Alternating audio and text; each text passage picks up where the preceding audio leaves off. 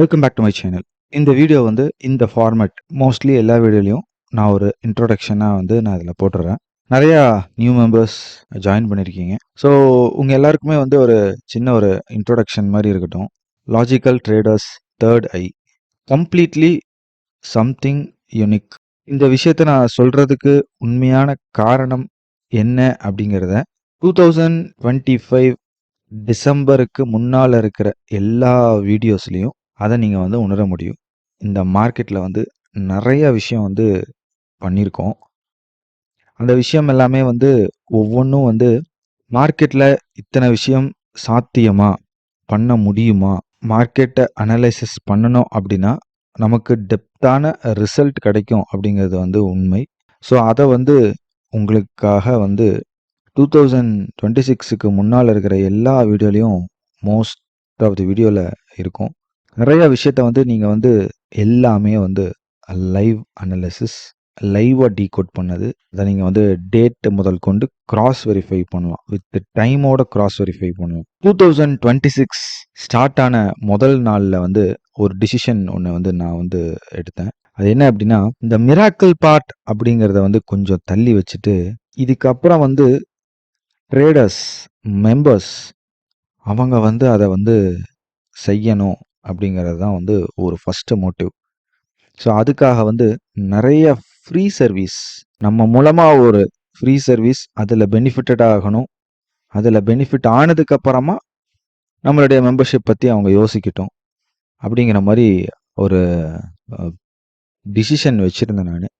So அதுக்கு ஏற்ற மாதிரி கம்ப்ளீட்டாக ஃப்ரீ சர்வீஸுக்கு வந்து நிறையா இம்பார்ட்டன்ஸ் கொடுத்து அதை அப்படியே கோர்வையாக நான் கொண்டு வந்துட்டுருக்கேன். இப்போ புதுசாக வரவங்களுக்கு வந்து இன்னும் என்னென்னமோ சொல்லியிருக்காங்க, பட் இப்போ எதுவுமே சொல்கிறது இல்லையே, எனக்கு அப்டேட்லாம் எதுவுமே வரதில்லையே, மிராக்கிள் பார்க்க முடியலையே அப்படிங்கிறவங்களுக்கு வந்து ஒரு விஷயம் நான் ஷேர் பண்ணுறேன்.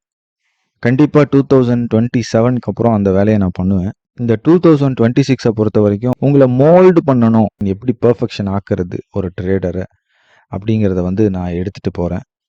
ஸோ இந்த வீடியோ வந்து மோஸ்ட்லி எல்லா வீடியோலையும் நான் ஒரு இன்ட்ரொடக்ஷன் பார்ட்டாக கொடுக்குறேன். ஏன்னா புது ட்ரேடர் வந்து உள்ளே வந்த உடனே நம்மளும் வந்து ஒரு 10ஓட 11 ஒரு சேனல் தான், 10ஓட 11 ஒரு அனலிஸ்ட் தான் அப்படின்னு நினச்சிடக்கூடாது.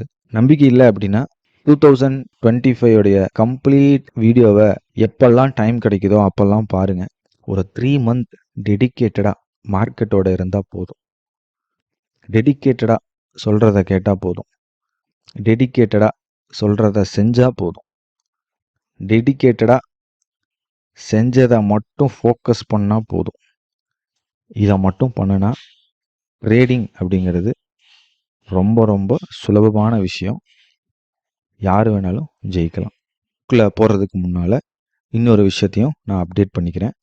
இனி வரப்போகிற ஒவ்வொரு வீடியோஸ்லேயும் நான் வந்து லைவ் மார்க்கெட் அனலிசிஸ் பண்ணணும் இல்லையா, அதை தாண்டி மார்க்கெட் முடிஞ்ச உடனே என்னெல்லாம் நடந்திருக்கு அப்படிங்கிறத நான் ப்ராஜெக்ட் பண்ணுறேன். அது வந்து போஸ்ட்மார்டம் மார்க்கெட் ரிப்போர்ட் கிடையாது. அது முழுக்க முழுக்க எப்படி நம்ம மார்க்கெட்டை கையாளணும் அப்படிங்கிற ப்ராக்டிஸுக்காக அதை நான் பண்ணுறேன். ஒரு விஷயம் திருப்பி திருப்பி ரிப்பீட் ஆகிட்டு இருக்கு அப்படின்னா அதை நம்ம வந்து நல்லா வந்து ஸ்டடி பண்ணி மைண்டில் ஏற்றிக்கணும். ஸோ அதை ஏற்றிட்டா திரும்பி ஃப்யூச்சரில் அதே மாதிரி வரும்போது நம்ம ஆக்ஷன் எடுக்கணும் அப்படிங்கிறதுக்கு தான் அந்த சில விஷயத்த வந்து நான் ரெகுலர் பேசிஸில் நான் ஷேர் பண்ணுறேன். நான் பார் ரிப்ளையோட பண்ணுறேன். ஸோ பார் ரிப்ளையோட பண்ணும்போது அப்போ தான் உங்களுக்கு அதோடைய கோர் நாலேஜை வந்து மைண்டில் ஏற்றிக்க முடியும். ஸோ திருப்பி இதே மாதிரியான சர்க்கம்ஸ்டன்ஸ் வந்துச்சு அப்படின்னா நம்மளால் ஆக்ஷன் எடுக்க முடியும். சரி, இப்போ நம்ம வீடியோக்குள்ளே போயிடலாம். ஓகே, நேற்று வந்து ஆஃப்டர் அ லாங் பேக் ஒரு அப்டேட் கொடுத்துருந்தேன். இந்த அப்டேட் என்ன அப்படின்னா வந்து நம்மளுடைய கம்யூனிட்டியில் வந்து ஒரே ஒரு மெசேஜ் கொடுத்துருந்தேன். ஒரு புது யூஸருக்காக தான் இதை வந்து ஃபஸ்ட்டு நான் வந்து கொடுத்தேன். ஸோ நிறைய பேர் அந்த புதுசாக ஜாயின் பண்ணியிருக்காங்க. ஸோ அவங்களுக்கு வந்து என்னடா ரொம்ப நாளாக சைலண்ட்டாகவே இருக்கே, நம்ம தப்பான இடத்துல இருக்கமா அப்படிங்கிற டவுட் இருக்கக்கூடாதுங்கிறதுக்காக தான் இந்த மெசேஜை நான் கொடுத்தேன். கரெக்டாக வந்து ஆர்பிஐ பாலிசி நேற்று. ஸோ அந்த ஆர்பிஐ பாலிசிக்கு எப்படி ஆக்ஷன் எடுக்கிறது, எப்படி நான் எடுத்திருப்பேன்.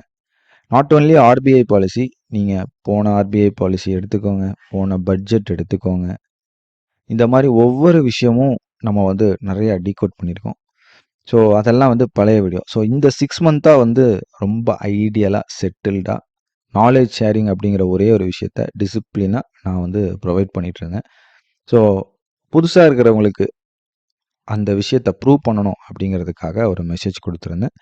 23,600 put option below 212 crack possible அப்படின்னு கொடுத்துருந்தேன். நான் கொடுத்து வித்தின் 2 மினிட்ஸ் ஆஃப் டைமில் வந்து எக்ஸாக்டாக 212 அப்படிங்கிற அந்த லோவை வச்சுட்டு மார்க்கெட் மெல்ல மெல்லமாக போச்சு. ஐ மீன் புட் ஆப்ஷன் மெல்ல மெல்லமாக போச்சு. அது மெல்ல போய் போய் எக்ஸாக்டாக 212 கட் ஆன உடனே இம்மீடியட்டாக ஆல்மோஸ்ட் 15% கிராக் ஆச்சு. நான் கொடுத்த டைம் பார்த்தீங்க அப்படின்னா வந்து 9:56. ஸோ 9:56 அப்படிங்கிறது வந்து இந்த கேண்டில். ஸோ இந்த கேண்டிலில் எக்ஸாக்டாக நான் கொடுத்தம்போது 212. ஸோ 212லேருந்து இம்மீடியட்டாக எக்ஸாக்டாக நான் கொடுத்த அந்த 2 நிமிஷத்தில் 212லேருந்து 233 அப்படிங்கிற மாதிரி போச்சு. போயிட்டு இந்த டைம் அப்போ தான் நான் வந்து மெசேஜ் கொடுக்குறேன். 58க்கு எக்ஸாக்டாக 212 வச்சிருக்கு. காஷனாக இருங்க அப்படின்னு ஒரு சிம்பிள் கொடுக்குறேன். ஸோ எக்ஸாக்டாக 10:4 அப்படிங்கிறது வந்து இந்த கேண்டில்.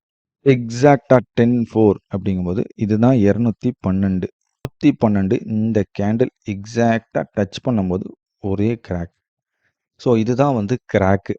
இந்த கிராக்குக்கு வந்து ஒரு பெரிய கிராக்கு.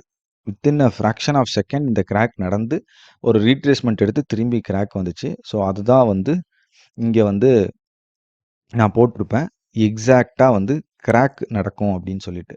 ஸோ இதை நான் எப்படி சொன்னேன், என்ன அப்படிங்கிறதெல்லாமே வந்து என்னுடைய கண்ணால் மட்டும் இதை பார்த்து என்னால் சொல்ல முடியாது. ஓகேவா? என்னால் இதுக்கு வந்து நிறையா பேக்ரவுண்ட் ஒர்க் இருக்குது. அந்த பேக்ரவுண்ட் ஒர்க்கில் வந்து ஒன் ஆஃப் தி ஒர்க் அப்படின்னு சொல்கிறத விட என்னுடைய ஒர்க் எல்லாமே வந்து மோஸ்ட் ஆஃப் தி திங் வந்து ஸ்மார்ட் ஒர்க். நான் வந்து இந்த கிராக்கை கண்டுபிடிக்கிறதுக்கு நான் ஒர்க் பண்ணணும் அப்படின்னா எனக்கு it will take time. So இந்த டைமை வந்து கம்மி பண்ணுறதுக்காக நாம் பண்ணின விஷயம் அதான் வந்து ஸ்மார்ட் ஒர்க். ஸோ அந்த ஸ்மார்ட் ஒர்க்கில் எப்படியெல்லாம் கண்டுபிடிக்கலாம் அப்படிங்கிற மாதிரி சில எக்ஸாம்பிள்ஸ் நான் காட்டுறேன். அப்போ வந்து உங்களுக்கு ஓரளவுக்கு ஐடியாஸ் கிடைக்கும். ஓ, இந்த அளவுக்கு மார்க்கெட்டில் வந்து பொட்டென்ஷியல் இருக்குது அப்படிங்கிறத உங்களால் புரிஞ்சுக்க முடியும். ஸோ அது என்ன அப்படிங்கிறதையும் நான் காட்டுறேன். இப்போ நான் வந்து கோல்டு சார்ட் வச்சுருக்கேன். இப்போ கோல்டு சார்ட்டில் எனக்கு என்ன தேவையான விஷயம் அப்படின்னா, இது நேற்று கோல்டு சார்ட். இப்போ ஃபஸ்ட்டு வந்து எனக்கு வந்து நான் வந்து இப்போ நான் என்ன பண்ணுறேன், கோல்டு சார்ட்டில் ஃபஸ்ட்டு நான் பார் ரிப்ளை வைக்கிறேன். நான் கொஞ்சம் கொஞ்சமாக பார் ரிப்ளை பண்ணுறேன். நான் பார் ரிப்ளை பண்ணேன்னா உங்களுக்கு தெரியும். இப்போ நமக்கு வந்து தேவையான இண்டிகேஷன் என்ன அப்படின்னா வந்து நமக்கு இதோடைய கவுண்ட் வந்து 110 அப்படிங்கிற மாதிரி வரணும். 110 அப்படின்னு வந்துச்சு அப்படின்னாலே வந்து நமக்கு வந்து மூவ் அப்படிங்கிறது இருக்கும் அப்படின்னு அர்த்தம். இது வந்து நம்மளுடைய சப்போர்ட் ஏரியா. ஓகேவா? இது வந்து நம்மளுடைய சப்போர்ட் ஏரியா. இங்கே வந்து உங்களுக்கு ஒரு ஒரு பேனல் இருக்குது பார்த்தீங்களா? ஸோ இது வந்து பிரேக் டவுன் ஆகுதா இல்லையா அப்படிங்கிற கன்ஃபர்மேஷன் வந்து இது கொடுத்துரும். ஸோ நான் வந்து ஜஸ்ட்டு பார் ரிப்ளை ப்ளே பண்ணும்போது எனக்கு இங்கே கவுண்ட் வந்து கம்மி ஆயிட்டிருக்கு. அது வந்து 110 அப்படிங்கிறது வரல. ஸோ இந்த ஒரே ஒரு கேண்டில் போதும். இந்த ஒரு கேண்டில் வந்ததுக்கப்புறம் நமக்கு என்ன ஆயிருக்கு அப்படின்னா, நான் காட்டுறேன். பார் ரிப்ளை வந்து 1 வச்சுக்கிறேன். 52, 55.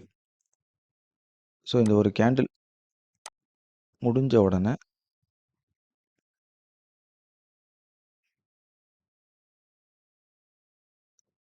இந்த ஒரு கேண்டில் முடிஞ்ச உடனே எனக்கு கவுண்ட் 110 அப்படிங்கிற மாதிரி வந்துருச்சு. ஓகேவா? ஸோ 110 அப்படிங்கிறது வந்து இங்கே எனக்கு வந்து ஒரு சிக்னல். 110க்கு வந்து இந்த மாதிரி ஒரு சிக்னல் கால்குலேட் பண்ணிகிட்டே இருக்க வேண்டாம் அப்படிங்கிறனால அந்த 110 வந்துடுச்சு அப்படின்னா இங்கே ஒரு சிக்னல் வர மாதிரி பண்ணியிருக்கு. ஸோ இந்த சிக்னல் வந்த உடனே இம்மீடியட்டாக நம்ம வந்து எப்போவுமே வந்து என்னுடைய எப்போவுமே என்னுடைய கன்ஃப்ளூயன்ஸை பொறுத்த வரைக்கும் கன்ஃப்ளூயன்ஸ், கன்விக்ஷன் அப்படிங்கிற வார்த்தை வந்து அதிகமாக இருக்கும். ஸோ நம்மளுடைய அனாலிசிஸ் கரெக்ட் அப்படின்னா எல்லாமே கனெக்ட் ஆகும் அப்படின்னு நான் சொல்லுவேன். ஸோ இது வந்து என்னுடைய யாரெல்லாம் வந்து நம்மளுடைய ப்ரீமியம் கோர்ஸ் எல்லாம் முடிச்சிருக்கீங்களோ அவங்களுக்கெல்லாம் வந்து தெரியும் கன்விக்ஷன் அப்படிங்கிறது எப்படி வரும் அப்படின்னு. ஸோ கன்விக்ஷன் அப்படிங்கிறது வந்து நமக்கு வந்து இன்னொரு இடத்துல வந்து ஒரு கனெக்ஷன் அப்படிங்கிறது வரும். ஸோ அந்த கன்விக்ஷன் கனெக்ஷனை பற்றி நான் இப்போ நான் டீட்டெயிலாக சொல்லலை, பட் இங்கே ஒரு எக்ஸாம்பிள் நான் சொல்கிறேன். அப்போ இந்த இடத்துல வந்து நமக்கு வந்து 1 110 அப்படிங்கிறது வந்துடுச்சு. அடுத்ததாக வந்து இப்போ நீங்கள் பார்த்துருப்பீங்க, இங்கே ஒரு ரெக்டாங்குலர் பாக்ஸ் இருக்கும், தெரியுதுங்களா? ஸோ இதுவும் வந்து ஒன் ஆஃப் தி இண்டிகேட்டர். என்ன இண்டிகேட்டர் அப்படின்னா, நீங்க நினைக்கிற மாரி ஒரு லேகிங் இண்டிகேட்டர் அதெல்லாம் கிடையாது. இது everything is based on calculation. ஓகேவா? ஸோ கால்குலேஷன் இல்லாம நான் வந்து இந்த மார்க்கெட்ல வந்து எதுவுமே பண்றதில்ல. So everything is based on calculation. So இதுவும், இதுவும் 2மே வந்து சிங்க் ஆயிடுச்சு. ஸோ இது என்ன இம்ப்ளை பண்ணுது அப்படின்னா, ஒரு பொட்டன்ஷியல் மூவ், ரொம்ப பெரிய பொட்டன்ஷியல் மூவ் இருக்கு அப்படிங்கிறத வந்து ஃபர்ஸ்ட்டு இம்ப்ளை பண்ணுது. ஸோ இந்த இடத்துல வந்து எனக்கு வந்து இன்டெப்த்தா நான் வந்து பிரெயின் எல்லாம் நான் போட மாட்டேன். அனலைஸ் பண்றதுக்கெல்லாம் எனக்கு டைம் இல்ல அப்படிங்கிறவங்க ஒண்ணே ஒண்ணு பண்ணணும். ஒரே ஒரு கேண்டில் எடுத்துக்கணும். அந்த கேண்டிலோட ஹை, லோ மார்க் பண்ணிறணும். ஹைக்கு மேல கட் ஆச்சுன்னா வாங்கிரணும். வாங்கிட்டு இந்த லோவ ஸ்டாப் லாஸ் வச்சிரணும். லோவுக்கு கீழ கட் ஆச்சுன்னா ஷார்ட் போயிரணும். ஷார்ட் வச்சுட்டு இது மேல இருக்கிறத ஸ்டாப் லாஸ் வச்சிரணும். இவ்வளவுதான் பண்ணணும். யாரு? எனக்கு எதுவுமே தெரியாது, நான் தெரிஞ்சுக்கவும் விரும்பல அப்படிங்கிறவங்க அப்படிதான் பண்ணணும்.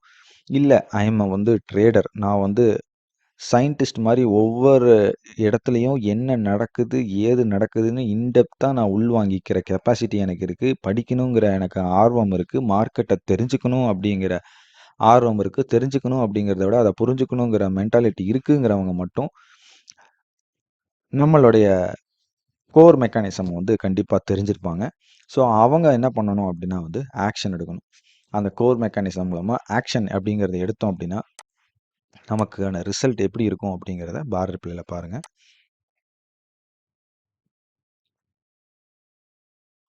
ஒன்ஸ் நம்மளுடைய ட்ரிகர் ஆனதுக்கு அப்புறமா நம்ம எதையுமே பார்க்க தேவையில்ல.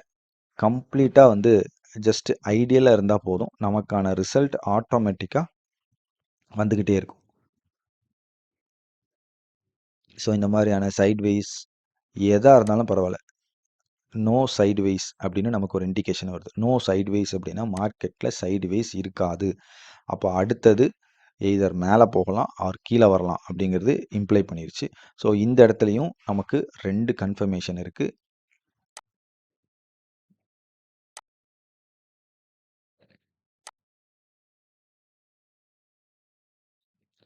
இந்த பார் ரிப்ளை வந்து நேத்த பார் ரிப்ளை. ஸோ இந்த பார் ரிப்ளைல நேத்த பார் ரிப்ளை லைவா இருக்கு. சரிங்களா? ஸோ லைவா இருக்கும்போது இதை வந்து நான் 5 டைம்ஸ் அப்படிங்கிற மாதிரி வைக்கிறேன். 5 டைம்ஸ் வச்சேன்னா உங்களுக்கு இன்னைக்கு கொஞ்சம் கிளியர் புரியும். ஓகேவா? ஸோ இந்த மாதிரி நிறைய பொட்டன்ஷியல் அப்படிங்கிறது இருக்கு. இது எல்லாத்துக்குமே நமக்கு தேவை என்ன அப்படின்னா கன்விக்ஷன், கன்ஃப்ளூயன்ஸ். இது 2 தான் நமக்கு தேவையான விஷயம். வேற எதுவுமே கிடையாது. ஸோ இந்த மாதிரி வந்து இண்டிகேட் பண்ணுனதுக்கு அப்புறமா நம்ம ஆக்ஷன் அப்படிங்கிறத எடுக்கணும். அதான் வந்து இதோடைய பொட்டன்ஷியல். ஸோ இந்த மாதிரியான விஷயத்த வந்து நான் வந்து ரெகுலரா வந்து ஹலோ